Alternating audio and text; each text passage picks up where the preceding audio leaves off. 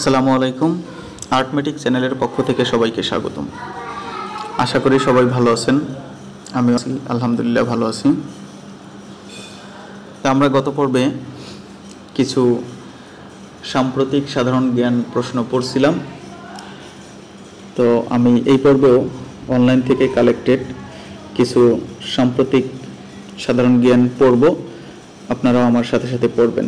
আমি একটু স্লোলি একাধিকবার কিংবা দুইবার করে পড়ব, তো আপনাদের যাতে সাথে সাথেই মুখস্থ হয়ে যায়।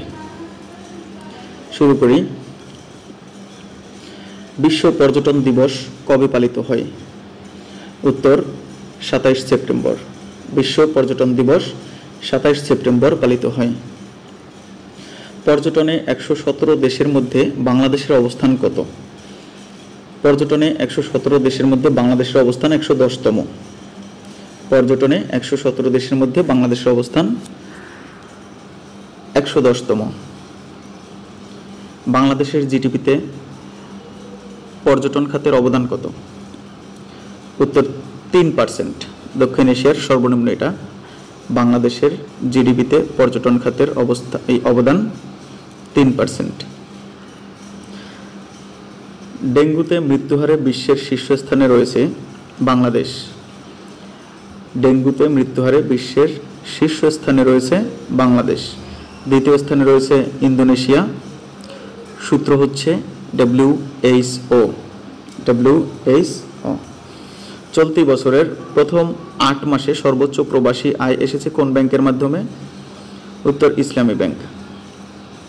চলতি বছরের প্রথম 8 মাসে সর্বোচ্চ প্রবাসী আয় এসেছে ইসলামী ব্যাংকের মাধ্যমে। এই আয়টা 363.45 কোটি ডলার। 363.45 কোটি ডলার বাংলাদেশ ব্যাংকের সূত্র অনুযায়ী। এ পর্যন্ত কতজন বাংলাদেশি শান্তিরক্ষী জাতিসংঘ মিশনে দায়িত্ব পালনকালে শহীদ হয়েছেন? 168 জন। এ পর্যন্ত 168 জন বাংলাদেশি শান্তিরক্ষী জাতিসংঘ মিশনে দায়িত্ব পালনকালে শহীদ হয়েছেন। বাংলাদেশ ব্যাংকের 2025-এর প্রথম ত্রৈমাসিক তথ্য মতে নেট FDI কত এসেছে? 864.6 মিলিয়ন ডলার। বাংলাদেশ ব্যাংকের 2025-এর প্রথম ত্রৈমাসিক তথ্য মতে নেট FDI 864.6 মিলিয়ন ডলার। ভুটানের কোন অর্থনৈতিক অঞ্চলকে কুড়িগ্রামের সঙ্গে যুক্ত করার প্রস্তাব দেন Tshering Tobgay? Gelephu mindfulness city GMC। ভুটানের গেলেফু মাইন্ডফুলনেস সিটি অর্থাৎ GMC অর্থনৈতিক অঞ্চলকে কুড়িগ্রামের সঙ্গে যুক্ত করার প্রস্তাব দেন শেরিং টোবগে।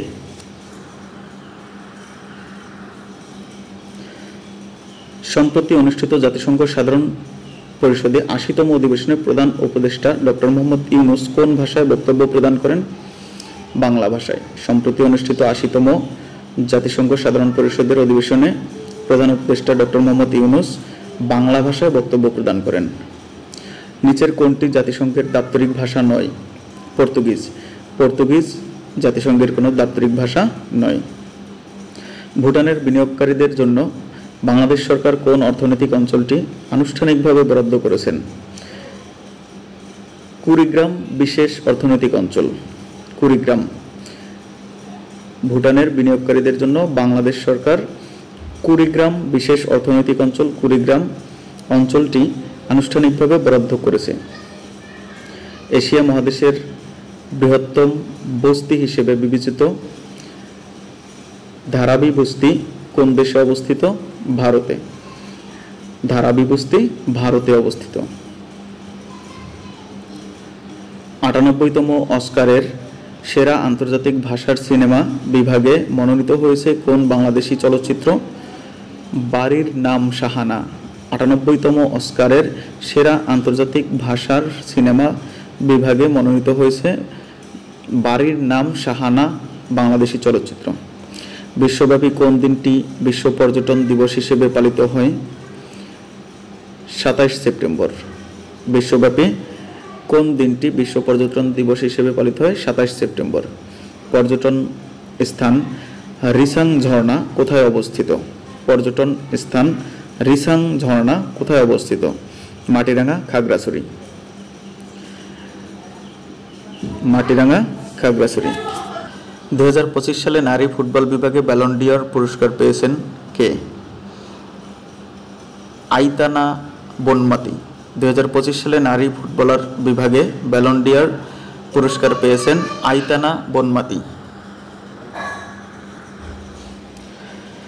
বিবিএস প্রকাশিত উৎপাদনশীল ও টেকসই কৃষি জরিপ 2025-এর ফলাফল অনুযায়ী দেশের মোট কৃষি জমির পরিমাণ কত শতাংশ? 55.63%। বিবিএস প্রকাশিত উৎপাদনশীল ও টেকসই কৃষি জরিপ 2025-এর ফলাফল অনুযায়ী দেশের মোট কৃষি জমির পরিমাণ 55.63%। দেশের প্রথম আধুনিক sewerage treatment plant HTP Dasherkandi, Dhaka. দেশের প্রথম আধুনিক sewerage treatment plant HTP Dasherkandi, Dhaka. Tanguar হাওরকে ইউনেস্কো কবে রামসার সাইট হিসেবে ঘোষণা করেন? 20 জানুয়ারি 2000 সালে। টাঙ্গুয়ার হাওরকে ইউনেস্কো 20 জানুয়ারি 2000 সালে রামসার সাইট হিসেবে ঘোষণা করেন। নিদ্রার চর কোন জেলায় অবস্থিত? তালতলি, বরগুনা। নিদ্রার চর তালতলি, বরগুনা জেলায় অবস্থিত। প্রবাসী আয় শীর্ষ ব্যাংক ইসলামী ব্যাংক। প্রবাসী আয় শীর্ষ ব্যাংক ইসলামী ব্যাংক।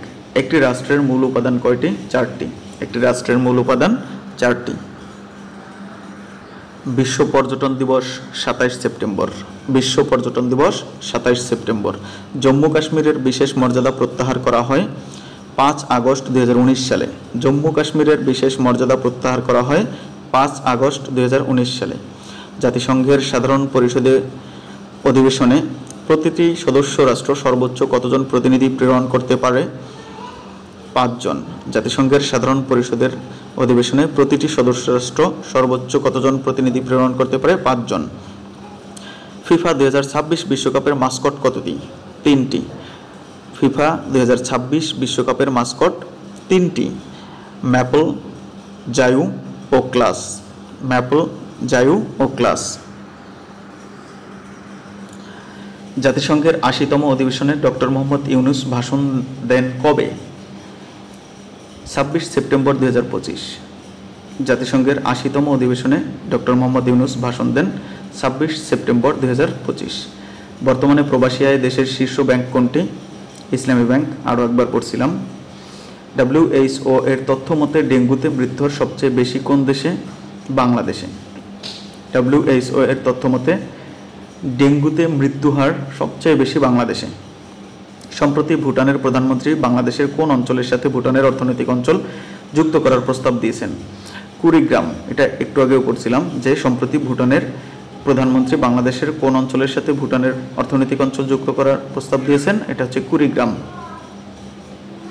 সম্প্রতি 26 সেপ্টেম্বর 2025 নেপালের মানাসলু শৃঙ্গে সফলভাবে আরোহণ করেছেন বাংলাদেশের বাবর আলী ও তানভীর আহমেদ, যার উচ্চতা ছিল 8163 মিটার। নেপালের মানাসলু শৃঙ্গে সফলভাবে আরোহণ করছে বাংলাদেশের বাবর আলী ও Tanvir Ahmed.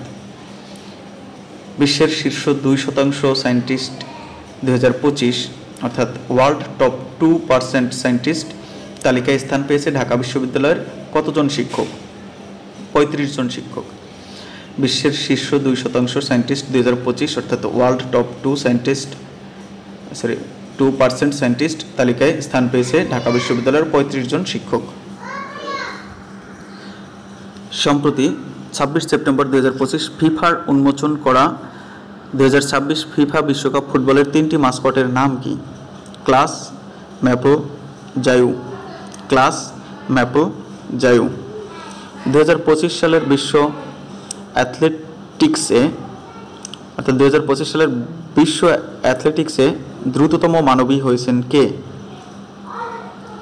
Melissa Jefferson Wooden. Melissa Jefferson Wooden. বিশ্ব পর্যটন দিবস কত তারিখে? 27 সেপ্টেম্বর। এখন পর্যন্ত কতজন নারী জাতিসংঘের বার্ষিক সাধারণ পরিষদের সভাপতি পদ লাভ করেছেন? 5 জন। এখন পর্যন্ত 5 জন নারী জাতিসংঘের বার্ষিক সাধারণ পরিষদের সভাপতির পদ লাভ করেছেন। ওয়ার্ল্ড মাইগ্রেশন রিপোর্টের তথ্য অনুযায়ী বিশ্বের মোট জনসংখ্যার কত শতাংশ এখন প্রবাসী? 3.6%। 3.6%। ওয়ার্ল্ড মাইগ্রেশন রিপোর্টের তথ্য অনুযায়ী বিশ্বের মোট জনসংখ্যার 3.6% এখন প্রবাসী। ওয়ার্ল্ড মাইগ্রেশন রিপোর্টের তথ্য অনুযায়ী বর্তমানে প্রবাসীদের বসবাসের জন্য সবচেয়ে ভালো দেশ কোনটি? পানামা।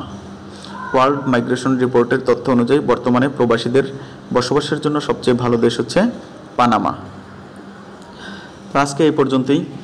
আমরা প্রতিদিন এরকম অল্প অল্প করে হলেও যদি একটু প্র্যাকটিস করি তাহলে হয়তোবা আমাদের পরীক্ষার জন্য কাজেই আসবে।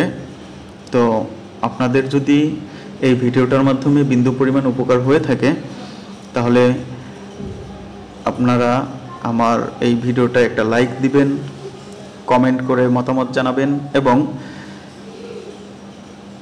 যদি পারেন চ্যানেলটি সাবস্ক্রাইব করে রাখবেন। এরকম আরও ভিডিও পাবেন এবং আমি সাধারণত ম্যাথমেটিক্সের ভিডিও দিয়ে থাকি। সেগুলো জেএসসি, বিএসসি, এসএসসি এবং চাকরির পরীক্ষার গণিত, সাথে গ্রাফিক্স ডিজাইনার, আমি একজন গ্রাফিক্স ডিজাইন রিলেটেড কিছু টিউটোরিয়াল দিয়ে থাকি। আপনারা যদি ভিডিওগুলো ভালো লাগে তাহলে চ্যানেলটির পাশেই থাকবেন। ধন্যবাদ সবাইকে। আসসালামু আলাইকুম।